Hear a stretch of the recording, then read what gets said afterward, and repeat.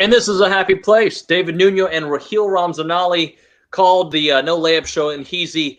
We're not here for the negativity today. We're talking about the positivity, but our question of the day is such a negative feeling question that we're going to do the best we can. I know it's negative because it's true. It's not because we're trying to be negative. You and I try to stay positive as much as possible. Me more than you, I think. I'm way more positive. Who's more positive in this relationship? Oh, there is no doubt that you are way more positive. I like to look at the half empty when it comes to sports, at least. Yeah, I like looking at, when people ask that famous question, right? What do you see when a glass is half full or half empty? That question that we always ask, I go, hey, be thankful you have the glass. All right? Don't worry about the other stuff. That's how I am. Like, hey, look, at least we have the glass, and then we can figure it out. But our question is, how are you feeling about Houston sports, and describe it in one word? And the one word that we kept coming back to while we were talking about this was meh. It's just meh. It's actually worse than that, Raheel. It's actually way worse than that because not now. Hi, I got a daughter who just walked in the room. So I'm in the middle of a show. Thank you very much. The look I just got. And I'm trying to do the little hands like leave. Won't leave. No. And close the door. Thanks. Welcome to real life. So I'm still doing the show from home. So, Brian says 3 mediocre teams. So we'll break them all down. Yesterday, the Dynamo looked terrible, okay? The Astros lose, and their offense has been horrendous. The Texans' offense has not been good this year. I don't want to say Deshaun has taken a step backward. I will just say the offensive line hasn't protected him enough, and he holds the ball too much. All right, and we can argue about the play calling. The Rockets, meh. Now there's this report that Mike D'Antoni might be able to lure James Harden to the sick. Whatever. He can't. He's got a contract. And you know what? If Morey wanted to trade him, good. Move on. Like, I'm fine either way. Like, that's how I feel right now about the current state of Houston sports. And then we add in the Houston Astros. Their magic number, by the way, is at 2 right now. If they won last night's game, they would be guaranteed a spot in the playoffs. And things are just all of a sudden interesting. It would take an epic collapse, meaning they would have to lose all of their games. The Angels would have to win out, or the Mariners would have to win out. And all of a sudden, the Astros are outside of the playoffs, right? Like, could you even imagine that?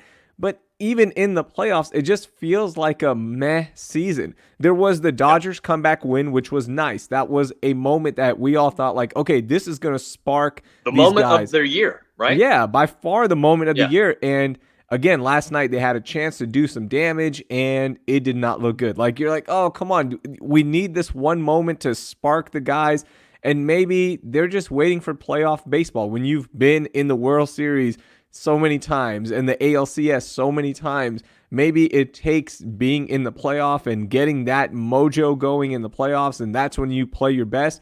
But man, it just feels so meh with the Astros as well, and I can't believe we're saying that about a team that we love and rally around so much. Hey, do me a favor. Put up Brittany's last comment right there. Our sports are below average. We know. Okay. But we've had some good years. Oh, yeah. There you go. You got it. Yeah. Okay. Guess what? Yeah.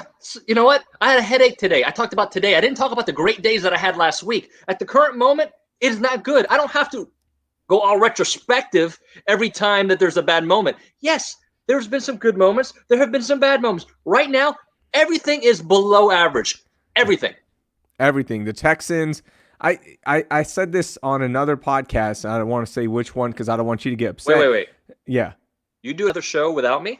Yeah, I do my own show without you. Wait, no. That's not a part of our agreement. You do the show with me and with me only. Well, I'll say I didn't say it on that podcast. I'm saving this just for you. So many Texans fans were upset and let down with the way the season has started. What were your expectations going in, especially against the Chiefs and the Ravens, right? We talked about it. We previewed the games. We both picked the Texans to lose both of these games. They're implementing a whole new offense in terms of the players, the play calling, offensive line. Then you got the defense with Anthony Weaver. That's a whole new thing, a whole new scheme, new players on that side as well.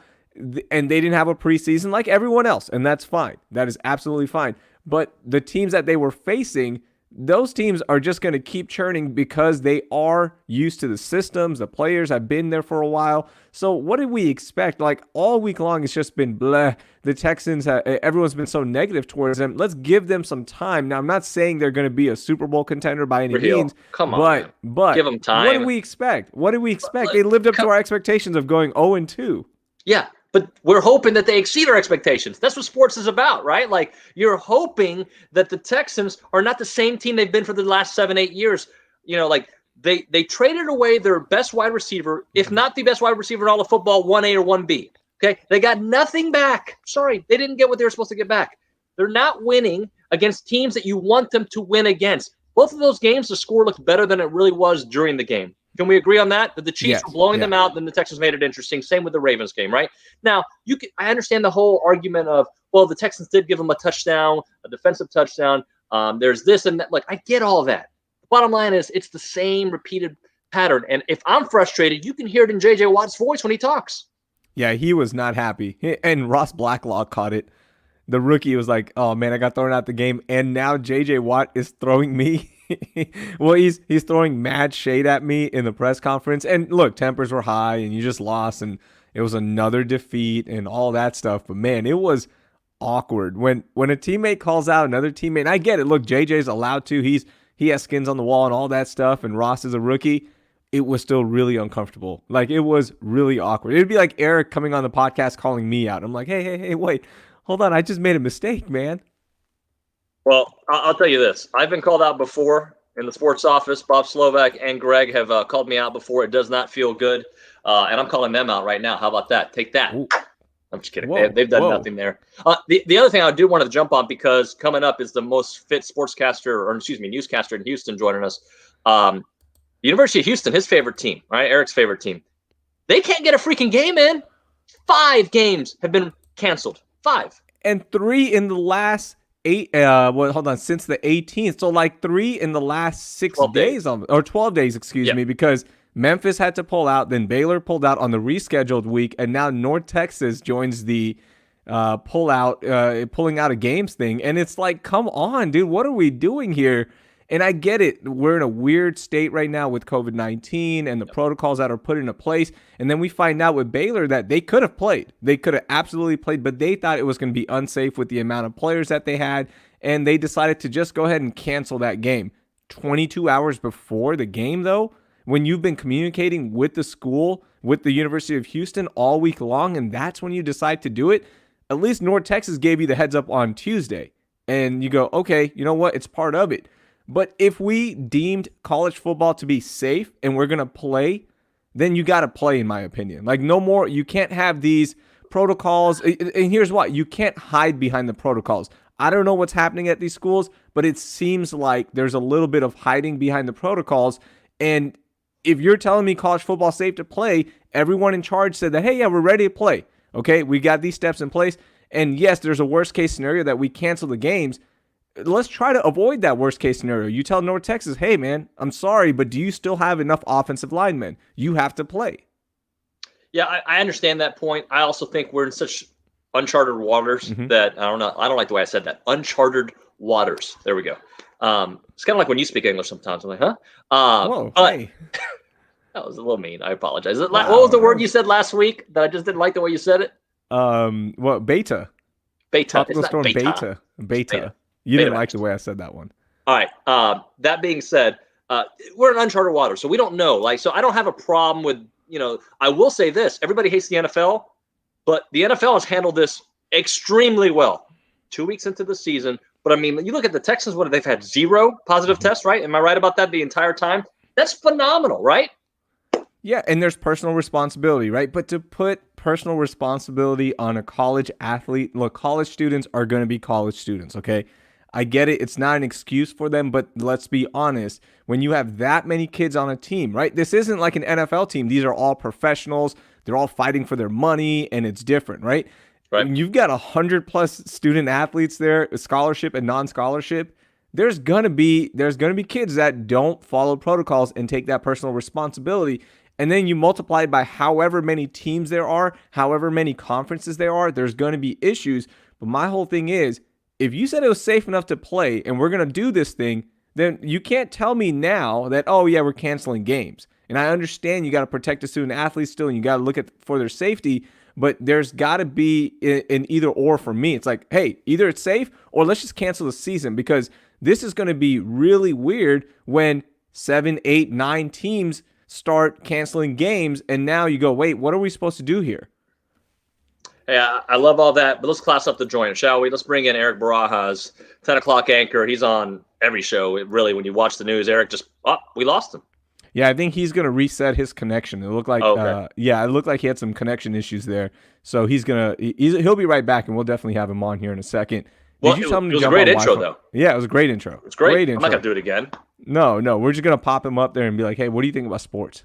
Yeah, just talk. In fact, I would rather take the rest of the show off and let Erik kind of take over. So when he does join us here at any moment as his device is connecting, we'll talk to him about life as an anchor at Channel 13, his passion for U of H sports, and really all of Texas sports, Houston sports, I should say. He's a diehard Houstonian with all the sports. We always talk on the set about what's going on with the Texans, what's going on with U of H, what's going on with the Rockets.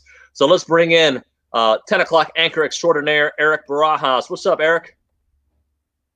Oh, man. Oh man, his connection's not good. There he is. Hey, Erik. Oh, this doesn't look good. I think we got someone to jump on Wi-Fi. Erik, are you on Wi-Fi, bud? I don't know if you can hear us. Maybe we can try Wi-Fi or maybe outside for a moment. We'll try you again here in a second because he just froze. He was fine when he was waiting for us. I saw him moving. Yeah, but he was freezing in there as well. Was he? Okay. Yeah. Do you guys talk about fitness a lot with you and Erik? I think we need to start because I know this dude works out like all the time. Like, I know, like, and I need to start getting some pointers from Erik because he's Erik and Chauncey. Like, could you imagine that as a tag team against any other anchor duo out there? Well, it depends. What are we doing? Are we going like for Tag personal team records? wrestling. Tag team wrestling? I don't know. You and I are pretty dang good.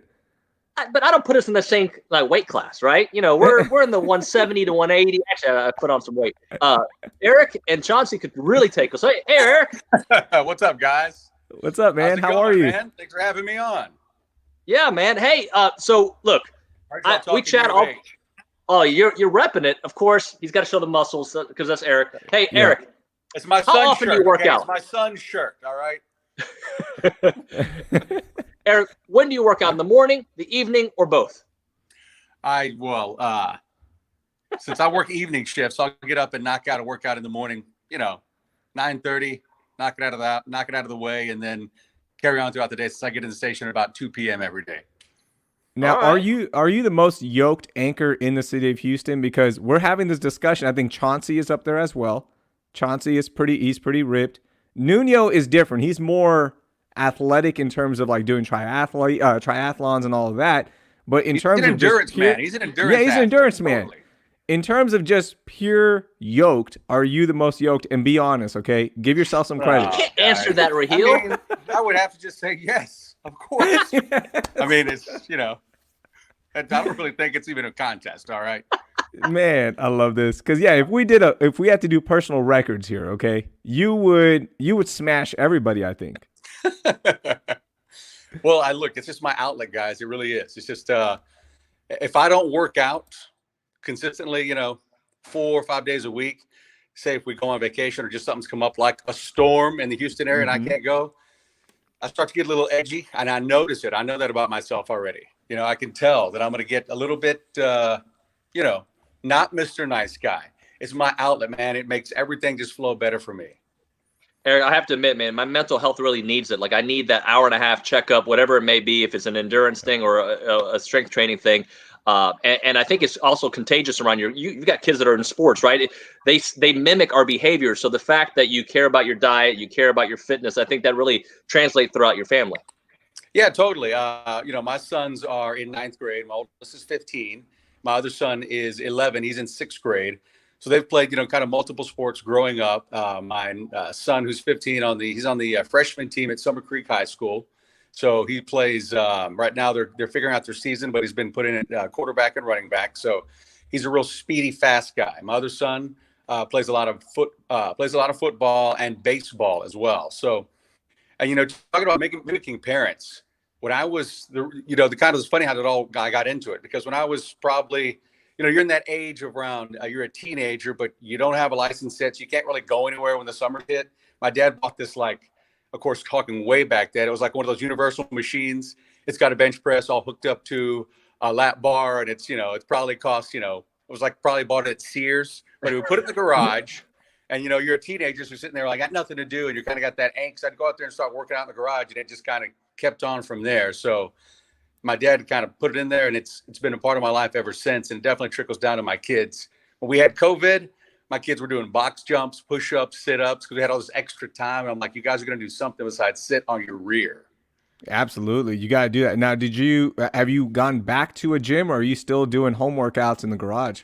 I'm still, I just didn't know how it was going to work. I'm a member at Lifetime, so it's kind of one of those huge gyms, and they definitely being a huge corporation, we're already trying to do the 25% capacity thing. I'm like, how's it going to work out? I'm going to show up to the gym. They're going to say, no, guys, we're at 25%. Go home. So luckily, when it hit, I had a 35-pound set of dumbbells that were like I had for like 15 years. They're the ones that are like concrete, like the ones you can get for like $10 at Academy. And so I went to Maida Moreno told me about some place she was going to, and it was like a drive-through place that everybody was rating. And then I bought a set of 65 dumbbells. So that's what I've been working out, and I have a workout bench. And I've basically been able to cultivate like a full body workout 5 days a week, just going between either using my body weight on stuff or using the 35 or the 65-pound weights dumbbells in different ways to do, all parts of my body. Yep. I haven't gone back to the gym since mid-March. I was doing that. I just started going back to the gym recently because we have weights up to 35, and once you get to a point, you're like, all right, I've done 35s long enough. But it's still one of those scary feelings. Erik, I got to ask you the topic of the day. So we're kind of breaking down Houston sports, like all of it at one time, right? And we're asking online for one word to describe Houston sports right now, but just your feeling, man, with the way the Texans look to start the season, U of H's games getting canceled, the Dynamo getting crushed yesterday, the Rockets not looking good, the Astros, a 500 team that can make the playoffs. Just your overall thoughts. Just like the storm that just hit Beta, it's like I've got my nice boots on and I'm walking through muddy water right now. Swish, swash. That's just what it is for me. I mean, it's hard to pick anything that's really going right, whether it's the Astros, the Cougars, the Texans, who, got a really good shot at going 0-3 already. So, yeah, this is not a good year for Houston sports at all. And it could change so fast with the Astros. I think that's our saving grace here, because let's be honest, I don't think the Texans are in that class of contenders just yet. We still have a lot of season left, and I'm going to be optimistic about it. Let's see what happens. But the only problem for me for the Texans is that, if they go 0-3, that's a hard hole to dig out of. And we are no longer in what used to be a little wussy AFC South division. Yeah, that's true. We've got the Titans, who are a real team with a real defense and a real ground and pound offense sitting atop. And, we got the Colts ahead of us, in which I thought they'd be doing better. But, hey, Phillip Rivers not looking good. I'm fine with that. But either way, our division is not the little wimpy division it used to be anymore. So climbing out of 0-3 is going to be tough to try and win the AFC South. Absolutely. That is going to be a factor. And that's why, like, this game against Pittsburgh it's not a must win, but it's you better win because it's going to be really hard, as you mentioned. But the Astros are one team where I know Justin Verlander, we lost him for the season, and Tommy John surgery, so next season as well. But the way Lance McCullers, Framber Valdez, and Zach Greinke can pitch in a shortened series, man, I think they could be the ones to save us. And if they get to a World Series and make a run, all of a sudden we're good. Like, all of a sudden we're good. I'm going to be optimistic about this. But this lineup has to wake up. The offense is bad. I don't know what the latest is on Correa either. I haven't stayed up to date on his injury. That foul tipped ball smacked him right in the ankle. Hopefully he's okay. But luckily it was like, on one hand, I was glad that COVID changed up the way the season was going to work, because we knew what was going to happen when the Astros went into stadiums, of opposing stadiums. They were going to be ridiculed. So we thought we dodged something there when we were going to have to go to those stadiums. And now I just feel like some sort of little bad mojo kind of reigned all over the Astros. Everybody thought at the beginning of the season, that it was going to be the Yankees, the Dodgers, and the Astros kind of vying for these top spots. And that obviously hasn't panned out that way. Carlos Correa is back. He played yesterday, went 1 for 4, and he's really been so good for them this season. Bregman's had his moments. Altuve has not, obviously, and we kind of expect Altuve to get out of it. But when Raheel's optimistic about the World Series, I will tell you this: you are who you are, right? 60 games in, I think this is who Altuve is this particular season. Does that mean he can't get hot and find himself? No, he's one of the greatest players we've ever seen. But I think, can the Astros make a World Series? I mean, it's all about pitching, right? And their pitching's been pretty good without their best pitcher, Justin Verlander. But no, I mean, I think you're a 500 team. That's who the kind of playoff team you're going to be. And you better hope the matchups work out right and you get hot. That's the bottom line. Yeah, I'd like to see what the historical stats are on a 500 team making a World Series run. It's not looking good. I agree with you, David. You are who you are at this point. You could make a run. They've got the talent to do it on the roster, but for whatever reason, the mojo and it's not working out right. You got to have a little bit of luck involved to make these runs. Erik, you seem like a guy that really enjoys being at work. And of course, when you're anchoring, you're just happy to be there. How does it feel when you're getting ready for work and when you actually get to work? It's a good feeling, especially when I'll kind of either talk with an intern or mentor somebody. They'll kind of ask or even friends, we're just hanging out, and they always have questions about the news, which I'm sure you guys get the same kind of stuff, given what you guys do for a living as well. And first of all, I just enjoy reading about new stuff every day. I'm always, I'm a news junkie. I know a lot of people say that, but I just enjoy reading about different topics every single day, learning about something.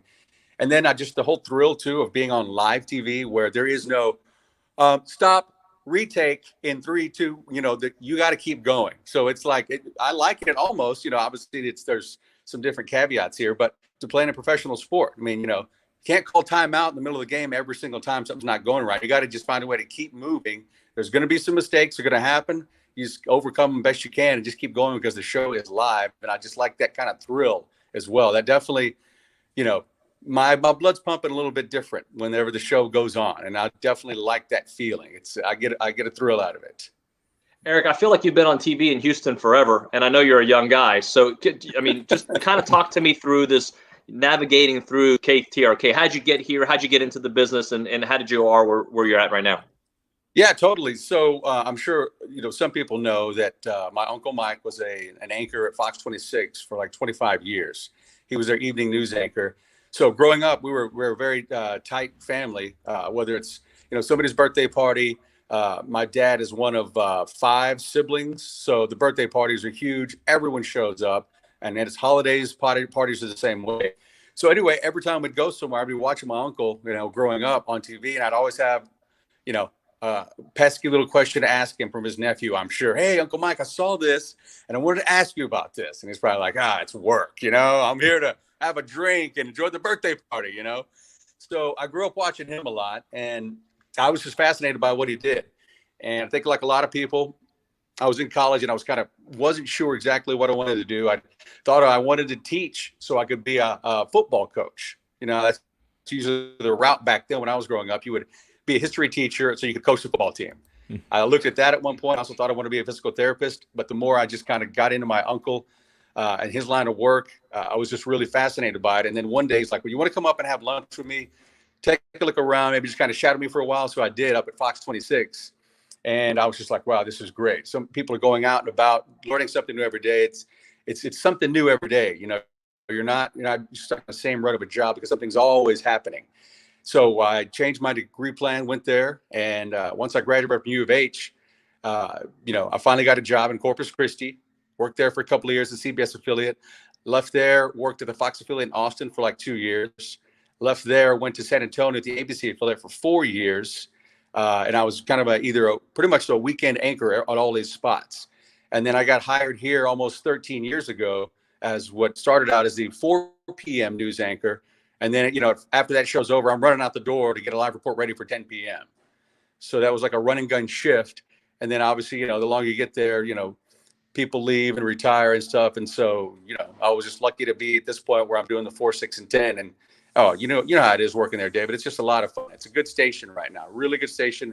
And I'm talking about simply the environment there right now. Yeah, I 100% agree. It's and one of the beauties is, I think, and I'll say this out loud, when you asked, I laughed when Raheel asked you, how's work? And you gave a positive answer. What else are you going to say on an ABC 13 podcast? That being said, our place seems to care about family, right? I want to keep eating. All right. Exactly. No, but I mean, our place really does care about family. Like that it's very important to them. And you can feel that in the way that we can be home when we need to be home and navigating through these tough waters with COVID and our busy schedules. Our place is a great place to be.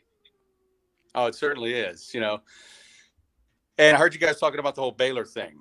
I mean, let's be real. They were a little scared of what was going to happen if they lost to, if they lost to this, how it would look nationally for them. They were a little scared. That's all you can say about it. Okay. Nobody wants to really say it. They've just been kind of skirting around it. I'm saying it. They were scared, looked at our offense, looked at our coach, and like, hey, this could be an issue. We don't even want to chance it. And then they do it 22 hours before the game. How do you not make that assessment on a Wednesday? Like, that's what frustrates me. I was so pumped for that game. I thought it would have been even if U of H lost, I thought it would have been just a great showing for two Texas colleges. I was pumped for it. My wife is a Baylor grad, so I was pumped to see the Cougars beat Baylor so I could talk a little trash as a UT alum. But, it wasn't meant to be. And hopefully they lose to Kansas this weekend. Baylor does. Yeah, definitely. Hey, Erik, last thing, man. Let's talk a little Rockets with you. There's a fake report. I'm going to call – it's probably real desire, but that Mike D'Antoni, if he gets hired at Philadelphia, wants to bring James Harden with him. Just what your state of the Rockets, your thoughts on Harden as a leader, as the alpha dog on the Rockets? Yeah, that's really tough, man. Obviously, the guy is possibly one of the best defensive players ever. It's been just unbelievable watching him play. But, I mean, he's not getting it done. I mean, when Westbrook came here, I was like, wow, these two. I mean, with Westbrook's intensity, I just thought this could be something. And then, here we are again when we had a really good shot. I mean, Oklahoma took us to 7 games. I didn't see that. I thought we'd finish them off in 5 or 6 max. And, I've seen people, write some articles about blowing up the whole Rockets. I mean, whether you want to blow them up or not, it's just hard to get rid of James Harden. I know he probably is a big fan of D'Antoni because D'Antoni's basically molded every offense around him to make him the superstar that he is. So I can see that. He'd have to get traded, though. Right. And, I mean, I don't know. I mean, I'd have to just really see what was on the table. I mean, if we were to get somebody like Tatum, I doubt they'd deal him, or, Luka, somebody like that. I mean, that ain't going to happen. Yeah, I know. And it ain't going to happen. Cuban's not going to send him down here. But, no. But I mean, just the Rockets, I don't know what to say. I mean, it's going to be hard to unload Westbrook. So, I don't say we're stuck with this tandem here, but going forward, man, I just don't know. I mean, that was pretty much what we had running into the playoffs. I thought we were going to look a lot better than we did. And, Lakers pretty much showed that when I saw LeBron play up against side-by-side comparison, I was talking to my son about this when watching the game, especially the last game, that LeBron showed why he's LeBron and that he wanted it more. He was doing so much more, playing with more intensity, and it just showed why he's got so many more rings and James Harden doesn't. I don't want to knock on James Harden. He's unbelievable, but I just saw a different intensity in the playoffs that we should have had and we didn't. So I don't know. That's just a hard question to say whether we deal Harden or not. I mean, I'd have to probably lean no because I just feel like obviously the guy's unbelievable. If somebody can just go in there and just tweak the last thing needs to be tweaked, we're right there. We're so close. I don't think you trade superstars. As much as I don't know if he's the guy to get it done, you never get value back for a superstar that you should get. It just never works out. Even the Shaq trade years ago, I mean, they got a lot of nice parts for Shaq when they made that deal with Miami. But you don't get Shaq back, right? So it's never worth it in the NBA. That being said, I do think the right coach could be the exact thing. And I'm not saying that Mike wasn't the right coach. It just didn't work, right? But a guy like Rick Carlisle, what he did for Dirk, I always bring up Dirk as an example. The right coach and the right system can change the narrative for everybody. And I totally agree. I don't know how concrete the search for the coach is yet. I mean, of course, I'm like everybody else, just reading a few articles here and there about the rumors. Ty Lue, I've seen Sam Cassell's name thrown out. I think it'd be hard to bring a first-year coach for the most part here to the Rockets and try to really implement something because this isn't with James Harden, he's not really necessarily a young player anymore. Ty Lue's good, but, I feel like he had the reputation a little bit that LeBron was really running the team. And James Harden's not the type of guy that can run the team for you. I think he definitely needs some direction and some game plan. So I don't know about where the coaching search is and who could really maybe turn things around. Because at this point, look how many people we've tried to pair up with him, and it just hadn't worked out. Starting back from Dwight Howard, right? I mean, this is a third superstar duo that we've gone through. Dwight Howard, Chris Paul, now Westbrook. So I don't know, man. That is one knot that I don't know I can untangle. Raheel, you want to do your 5 questions with Erik? Absolutely, Erik. We do the same 5 questions with every guest. We ask them these same 5 questions so we can learn a little bit more about you. So we'll get this going before we let you out of here. Number 1, what is one song you wish everybody would listen to at least once in their life? Whew. Given my age, I'm a grunge guy. I grew up with, Pearl Jam, Rage Against the Machine, Alice in Chains, those guys. But I also got a lot of throwback from my parents. I'm going to have to go out on a limb here. I'm going to say Stairway to Heaven by Led Zeppelin. Wow. Right. Okay. That's the first one on this show. All right. Yeah. I mean, that's regarded as one of the best songs ever. Yeah. It gets me every time. Just the whole start of it, All right. What's one thing you always have to have in your fridge? Always have to have in my fridge. Chicken rotisserie chickens. Pedialyte. I drink Pedialyte. I love Pedialyte. Okay. There's always ground turkey and ground lean beef as well. Totally. I was expecting to hear egg whites, Erik. I didn't hear egg whites. Oh, I do egg whites every day. That's how I start my morning with egg whites. And one. Do you drink them or do you cook them? No, I cook them. I buy them, and it's 7 egg whites and 1 whole egg mixed with jasmine rice. Are you ready for this? I tell this to everyone. I put egg whites in my coffee, and it's the best hack you've ever made. It makes the coffee so creamy, and you get your protein. I like it. Yeah, I'm good. Yeah, but it has to be cold coffee. Don't do it with hot coffee. Then you're going to just cook the eggs. Make sure it's cold. Yeah, make sure it's cold brew. That's how I do it. Worst idea I've ever heard. This is terrible. Try it. Don't knock it until you try it. I'm trying. Okay, Erik, what's one place you want to visit that you haven't yet?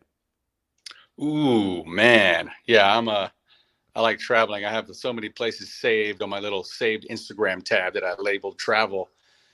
Place that I haven't gone that I want to go, probably Italy. It's been on my list of to-do things. I've traveled, Mexico, further south into Belize and Costa Rica. Italy, though, I've got so many spots saved on my little Instagram save tab that just look unbelievable, from Positano and obviously Sicily and some other spots. I have to say Italy at this point. It's on my list that I've been looking at. All right. Who's one person alive you want to have coffee with?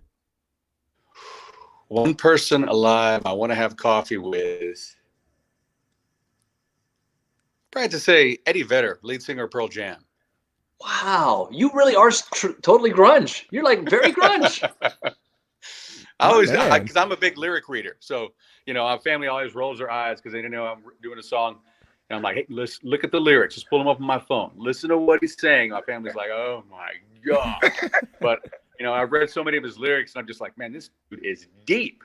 I love just what he writes about and his wording and the thoughts he has in his song. So, yeah, really cool coffee with him. That'd be really cool. Awesome. Okay, last one. What's one app you want to delete from your phone, but you just can't do it? Oh, that's a good one, man. Shoot, there's more than a couple. You win. Yeah. Ooh. You know what? Let me. I'm gonna.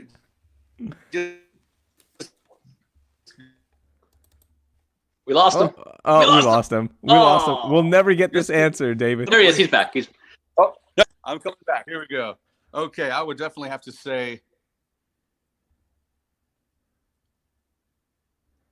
Come on, Erik. United Airlines app. It's getting the boot once I get off with you guys. Wow. Oh. Yeah. So this question spurred the exit of United Airlines. Wow. Whoa. That's Man, it. Yeah. This is a perfect time. Yeah. Keep it for right now. It's fine. This is a perfect segue. This podcast is brought to you by you. No, I'm joking. Man, why do you want to delete the United app? Oh, I don't know. Just we had a couple of bad flights with them. Oh, and, okay. The whole we'll leave it thing there. as well. So yeah, well, Yeah, we'll leave it. It all there. worked out in the end. Well, United. Did you tweet at them? Because apparently that works, and they give you like first class service. I did. Okay. Totally. And did it work? I'll tweet at somebody in a fit of anger. Ooh. It worked. They got back to us real quick. All I think right. they checked how many followers you got. They're like, hey, this guy's got 5 followers. We don't need to get back to him. But if you got a few thousand, like a guy on TV might, they'll get back to you real quick. Yeah, you gotta have that blue check mark. You get better service. Totally. You guys are great, man. Eric, thank you Eric, so we much, appreciate you, man. I'll see you tonight at the studio, hopefully, and have a great show. And we'll talk to you here soon, man. You got it, guys. Thanks a lot, man, and take care. Thank you, man. There's Erik Barajas, one of the best out there. Love talking to him, and we shoot the breeze on the set all the time, talking U of H, you name it. I mean, whatever. Now, I can tell you that even though Eric and I are buds, the music selection a little different. You know, he did the grunge thing back in the '90s. I was doing the Tupac thing in the '90s, so just a little different. But I do love Kurt Cobain. I can listen to Nirvana all day. Yeah, everyone loves Nirvana, right? Is there like a group of people that do not like Nirvana? Because I think everyone, for the most part, I can't think of a group that wouldn't like them. Well, you know, you haven't watched the Batman trailer, so I can at least say this. I can say this. They use a Nirvana song on the Batman trailer, so it's really good. Yeah. That's cool. I can't wait to watch the movie and then the trailer.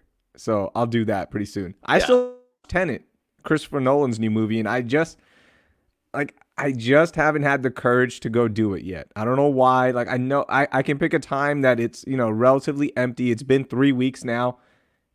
I don't know. I really want to go watch it though, and I think I will next week. Hey, the reviews are like all over the place, right? Some people think it's terrible and they don't. Some people like it, some people don't. I don't want to hear anything. I don't want to hear any reviews, nothing. And he dies. I don't want to hear I don't want to hear anything about it. Nothing about it. I just want to go in cold. You know what? I accidentally found the cast. I didn't even know John David Washington was in the movie. I don't even know who John David Washington is. That's Denzel's son. Oh, it is? Yeah. Didn't know he had a son. Yeah, he's in Ballers. Do you not watch Ballers? I think I watched season 1. I was like, it's Entourage, like with rap music. Mm-hmm. And The Rock. You gotta have The Rock. The Rock is great. No, I like season 1. I just, you know, when you don't watch a whole show, like it's like you're gonna get mad at me. As much as I love watching streaming stuff, I never did. What's the show on HBO that everybody loves? Sopranos. No, I watched Sopranos. The Wire. The Wire. I only watched one season of The Wire, and everybody says, "You, of all people who love these kind of shows, haven't watched The Wire?" Yeah, I just felt like I got so far behind. I've never gone back, and I feel like technology's kind of taken over, and like life feels different. So no, I never went back. That's how I am with The Sopranos. I'm not that interested in the whole mob family deal. Like I never liked The Godfather. I appreciated what it was cinematically. I've never appreciated that genre as much. So I've never gotten into The Sopranos, and that's one that, you know, like I'll see people tweet about, like, "Oh man, I can't believe it's so great." And I'm like, okay, if I don't watch it, my life will go on, and it'll be okay. Like, it is a great show. It really is great. I mean, it's great. One day, I'll do it. One day. Did you ever watch Luther? Did we talk about Luther? No, you told me about it. I never got into it. Yeah, Idris Elba's phenomenal. He's great. Or Idris, however you want to pronounce it today. And you know I love Peaky Blinders. Yeah, the last 2 seasons have been. Meh. But come on. Arthur Shelby is one of the greatest characters we've seen in a show. Yeah, he's good. He was good the first season. You're like, man, this is awesome. And then the seasons just started going. I don't like how dismissive you are. That show is. It's like, we get it. You got a high and tight haircut. You walk around in slow motion. There's a lot of fire in Birmingham, and you like to bet on horses. We get it. It's good. So good. I think I can dismiss any show and make it sound like the worst show. Sherlock Holmes. Oh, okay. You're a rogue agent that is trying to solve cases with a guy that you treat like really badly as your assistant. And who's a doctor, right? Who's a doctor who has who's accomplished way more in his life, okay, in terms of education. And that's how you treat him, and you think you're supposed to be cool? No, I'm good. Hard pass. Family Ties. Never watched it. What? Never watched. I was too young. That's true. Okay. Family Matters? Okay. Family Matters. You are a family that lives in the middle class. Your dad is a cop, and you guys throw the worst fits at your parents. And then you treat your neighbor who has great intentions, right? Steve Urkel, like he's just a bad person, and you want nothing to do with him. Sure, does he make honest mistakes? Yeah, he does. Like, we're all humans. And that's what you're going to do, is treat him like that? No, I'm good. I don't need to see a family treating a kid that it means well the way that they did. Last one. Golden Girls. Gotcha. Ooh, Golden Girls. No, you can't say anything bad about the Golden Girls. You can't do that. You can't do that. Come on. That's not right. Addams Family? Can you know anything about them? Creepy. Don't want to watch. We get it. You guys are monsters, and you have a catchy theme song. That okay. There's nothing else on TV at that point, so that's why people like you. All right, literally the last one because I keep thinking of shows. Saved by the Bell. When I wake up it's a good song, man. Oh, I got you. Spoiled kids in a really well-off neighborhood have problems that they bring amongst themselves and treat people of authority horribly. Why would I want to watch that show? Why is AC Slater allowed to wear a sleeveless shirt to school? I've always had an issue with that. And why is Mr. Belding so chummy with the kids? Oh, he's a cool principal, and they still treat him really badly. They do. Yeah, I don't want to And why watch can't they that. leave school whenever they want? They go to the diner all the time. That's not fair. Yeah, why? And you know what? Where are the parents? Why aren't the parents more involved in their lives? They're not involved. Do we ever see them on the show? No. All right. I'm going to, because Crystal's a loyal viewer. She wants to know about the Wonder Years, and then we'll call it a day. The Wonder Years. I like the Wonder Years. I can't do the Wonder Years. I loved watching that show growing up. It was a good show. Winnie Cooper. Yeah. One of our, I think universally everyone's crush, right? I think universally, absolutely. Yeah, and I think she looks the same now. Yeah. Okay, I got one for the Wonder Years. Boy Meets World is a better show with a better Savage brother. Topanga, pretty good too back in the day. Okay, I got you there, right? The Wonder Years is nice, but let's be honest, the other Savage brother did a better job on Boy Meets World. Who's more famous? I think there's no. I think Fred. It's 100% Fred. Yeah, I would say Fred. But man, Ben Savage was. He's pretty popular. Nobody knows who Ben Savage is. If you go poll 39 people right now, 3 people will be like, "Oh yeah, that's." But you ask everyone knows Fred. Okay, I'm gonna have to tweet this out. Follow me on Twitter at @the_Raheel and vote. I'm gonna tweet this out. It's not even a comparison. Like, okay, should I put who is the most famous Savage brother? Fred, Ben, or Tom? Or Randy? Ooh, Randy would win. No, Randy's not fair. That's not fair. Okay, In Living Color. No, we're not doing In Living Color. That show's untouchable to me. Don't ever even try to make fun of In Living Color. I don't like Jim Carrey. I think he's overrated. How about that? Wow. Overrated. He was perfectly rated for his role on that. Oh, that show, I don't like him. The faces and I like when he does serious roles. His comedy, not that good. Okay, so you're not a fan of The Mask or Ace Ventura? No, terrible movies. Oh, terrible. Wow. I think this podcast is over. I can't believe the you one just said that. movie I liked that he did when he played, what's his name? The comedian who died. Great. He did phenomenal. And he played, you know what I'm talking about? Yeah. Andy, why am I? Not Andy Serkis. Man on the Moon. Man on the Moon. Yeah. Phenomenal. And there's a documentary where he talked about how he got into that role. Great. Everything else, if I see he's in it, I don't go watch it. I didn't even go see the Batman with him in it. Okay, that's a lie. I saw it. Yeah, you definitely watched it. All right. Derwin, another loyal one, married with children. Oh, that's how toxic masculinity started. So there you go. Look at that. Look at that. And Sheila says Fred Savage and Little Monsters. Didn't watch it. I've never watched Little Monsters. What is Little Monsters? I guess it's about little monsters that are mean. I don't know. Never. Are monsters ever nice? Some monsters are. Huh.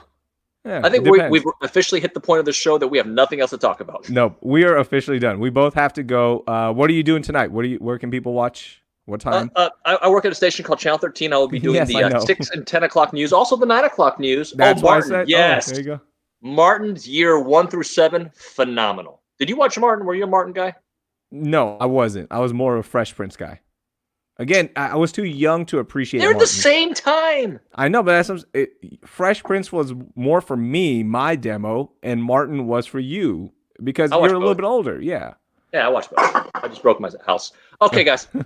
We'll do the game show thing again. And I still think Fred Savage more famous. Thanks.